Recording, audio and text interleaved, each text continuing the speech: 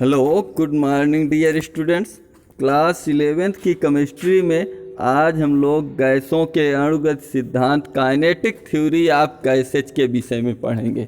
गैसों के अणुगत सिद्धांत, गैसें किस प्रकार अपना वर्क कर रही हैं। पूर्व में दिए गए गैसीय नियम जैसे बायल का नियम, चार्ल्स का नियम, अन्य कई एक नियम, आवोगाद्रो का नियम आदि दिए गए हैं। इनको नियम प्रयोगात्मक निष्कर्षों पर आधारित थे।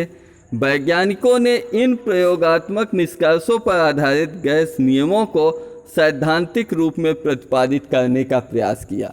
कुछ साइंटिस्ट ऐसे थे जिन्होंने इन प्रयोगात्मक, जो प्रैक्टिकल पर केवल प्रैक्टिकली बेस्ड थे, उनकी एक थ्योरेटिकल बेस बनाने का प्रयास किया, जिस क्रम में सर्वप्रथम बर्नौली नामक साइंटिस्ट प्रकाश में आए, जिन्होंने 1738 में, बर्नौली नामक साइंटिस्ट ने सन 1738 में गैसों के लिए अणुगत सिद्धांत के बारे में अस्पष्ट जानकारी देने का प्रयास किया।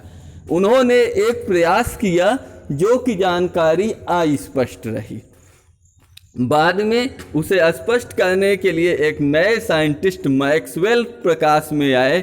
मैक्सवेल ने स्पष्ट करते हुए गैसों की अणुगत सिद्धांत का प्रतिपादन किया तथा विभिन्न गैसीय नियमों को गणितीय रूप में सिद्ध करने में सफलता प्राप्त की।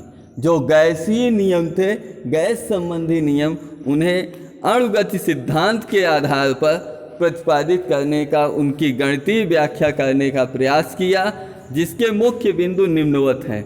मैक्सवेल के अणुगत सिद्धांत के मुख्य बिंदु निम्नवत हैं, जिसे मैक्सवेल का अणुगत सिद्धांत कहा गया। पहला नियम था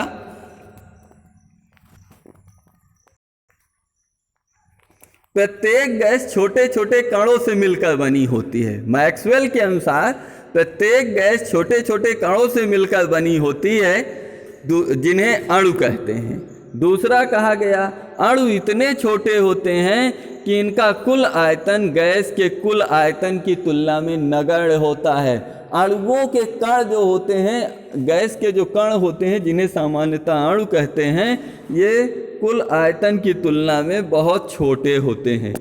थर्ड पॉइंट, गैसों के अणु सदैव गतिशील अवस्था में रहते हैं। गैस के अणु हमेशा मोटाइल रहते हैं, गतिशील अवस्था में रहते हैं तथा भिन्न भिन्न परंतु स्थिर वेग से सभी संभावित दिशाओं में अस्त व्यस्त तरीके से सरल रेखा में गति करते रहते हैं। फोर्थ है, इन अणुओं के बीच होने वाली टक्करें पूर्णतः प्रत्यास्थ होती हैं तथा इन टक्करों के दौरान कणों की औसत गतिज ऊर्जा में कोई परिवर्तन नहीं होती। जब गैस के अणु गतिशील होते हैं तो उनके कणों में कोई परिवर्तन नहीं होता। यद्यपि टक्करों के दौरान अणुओं के मध्य ऊर्जा का आदान प्रदान होता रहता है। फिफ्थ नंबर, अणुगत सिद्धांत का पांचवा पॉइंट है, इन कणों पर गुरुत्व का प्रभाव नगण्य होता है। ग्रेविटेशनल फोर्स, ग्रेविटी नहीं होती है। छठवां नंबर, इन अणुओं के बीच लगने वाला अंतरा अणु आकर्षण बल लगभग नगण्य होता है। अणुओं के बीच लगने वाला एक बल जो एक अणु को दूसरे अणु की ओर अट्रैक्ट किए रहता है, जिसे अंतरा अणु का आकर्षण बल कहते हैं, वह नगण्य होता है। सातवां नंबर, इन अणुओं की गतिज ऊर्जा गैस के परम ताप के समानुपाती होती है, अर्थात गतिज ऊर्जा इज प्रोपोर्शनल टू T। गतिज ऊर्जा का मान उसके परम ताप के समानुपाती होता है। अब हम लोग इसी क्रम में आदर्श गैस तथा वास्तविक गैस को जानने का प्रयास करते हैं। आइडियल एवं real gas, ideal gas and real gas, वे गैसें जो गैसों के अणुगति सिद्धांत को, जो जैसा कि पीछे दिया गया है, समझाया गया है, अणुगति सिद्धांत को अवधारणा का पूर्णतः पालन करती है, आदर्श गैस कहलाती है। वे गैसें जो गैसों के अणुगत सिद्धांत का पूर्णतः पालन करती हैं, आदर्श गैस कहलाती हैं। आदर्श गैस एक काल्पनिक गैस है। केवल इसकी मात्र कल्पना की जा सकती है, ये वास्तव में नहीं होती है, क्योंकि कोई भी गैस पूर्णतः आदर्श नहीं हो सकती। आदर्श गैस जो सामान्य ताप दाब पर गैस समीकरण के ताप दाब एवं आयतन में हुए परिवर्तन का विरोध करती है। वे गैसें जो आदर्श गैस व्यवहार से विचलन प्रदर्शित करती हैं वास्तविक गैसें कहलाती हैं। वास्तविक गैस कैसे किसे कहते हैं? ऐसी गैसें जो सामान्य ताप पर आदर्श गैस व्यवहार से विचलन प्रदर्शित करती हैं वास्तविक गैसें कहलाती हैं, रियल गैस कहलाती हैं। सामान्यतः वास्तविक गैस एक निश्चित दाब व ताप के क्षेत्र में आदर्श गैस का व्यवहार प्रदर्शित करती है। सामान्यतः प्रकृति में पाई जाने वाली प्रत्येक गैस एक वास्तविक गैस ही होती है। अब हम लोग आदर्श गैस तथा वास्तविक गैस में अंतर पढ़ेंगे। आदर्श गैस तथा वास्तविक गैस, एक तरफ आदर्श गैस कर दिया गया, एक तरफ वास्तविक गैस। आदर्श गैस सभी दाब एवं ताप की दशाओं में गैस नियमों का पालन करती है। आदर्श गैस सभी ताप एवं दाब की परिस्थितियों में गैस नियमों का, गैस संबंधी नियम, बायल के नियम, चार्ल्स के नियम, अवोगाद्रो के नियम, इन नियमों का पालन नहीं करती हैं। यहाँ पर नहीं होना चाहिए, नहीं करती हैं।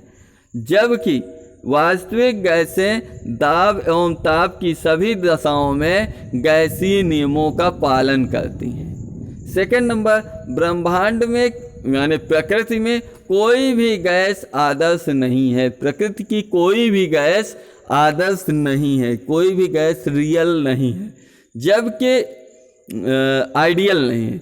जबकि इसमें सेकंड नंबर, ब्रह्मांड की सभी गैसें, जितनी भी गैस याद आपको मालूम हो, N2, H2, Cl2, F2, CO2 जो भी मालूम है, सभी वास्तविक गैसें हैं, रियल गैसें हैं। थर्ड नंबर, आदर्श गैस कभी भी द्रवित नहीं हो सकती, द्रव अवस्था में नहीं परिवर्तित हो सकती, क्योंकि इसके अणुओं के बीच अंतराणुक आकर्षण बल, अणुओं के बीच अंतराणुक आकर्षण बल या अणुओं के बीच आकर्षण बल नहीं होता।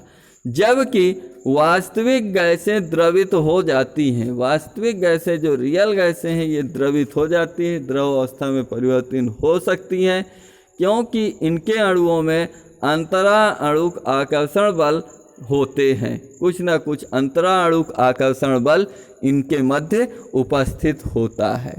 तो आज हम लोगों ने आदर्श गैस समीकरण, आदर्श गैस, वास्तविक गैस तथा आपका अणुगत सिद्धांत से संबंधित बातों को पढ़ा। कल नए टर्न पर हम लोग अणुगणितीय सिद्धांत के पश्चात आदर्श गैस समीकरण से संबंधित बातों को पढ़ेंगे। तब तक के लिए जय हिंद, वंदे मातरम।